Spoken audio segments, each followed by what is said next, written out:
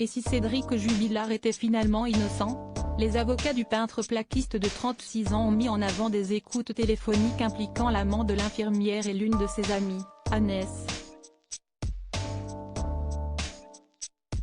Des preuves qui pourraient faire totalement basculer l'affaire. Disparue dans la nuit du 15 au 16 décembre 2020, Delphine Jubilard n'a plus donné aucun signe de vie depuis presque 3 ans. Si Cédric Jubilard, incarcéré depuis le 18 juin 2021 à la prison de Toulouse-Cesse, est considéré comme le principal suspect dans cette affaire, ses avocats pourraient pourtant bien avoir mis le doigt sur des preuves pouvant totalement faire basculer l'enquête. En cause, des dizaines d'enregistrements téléphoniques entre l'amant de Delphine Jubilard, l'une de ses amies, Agnès, et les enquêteurs de la section de recherche de Toulouse.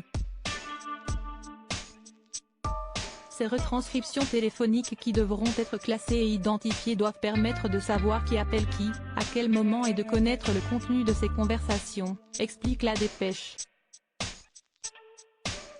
Ils peuvent donner des indications sur les liens entre les témoins du dossier et les enquêteurs, estiment les avocats de Cédric Jubilard qui dénoncent depuis le début la fabrication d'un coupable.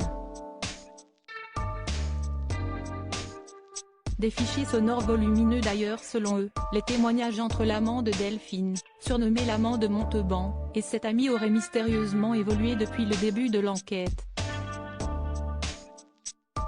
La vérité d'un dossier sans scène de crime ni cadavre ne se résume pas seulement à ce qui a pu se passer mais à la façon dont l'enquête a été menée, a également déclaré me Emmanuel Franck, conseil de Cédric Jubilard, avec mes Alexandre Martin et Jean-Baptiste Allary.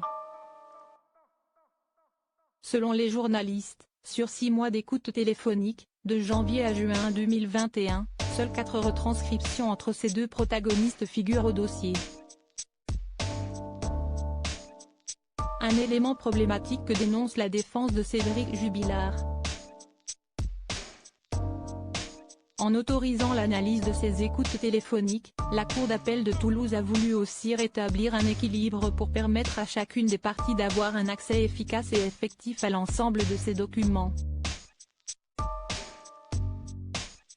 Cédric Jubilard reste présumé innocent des faits qui lui sont reprochés jusqu'au jugement définitif de cette affaire.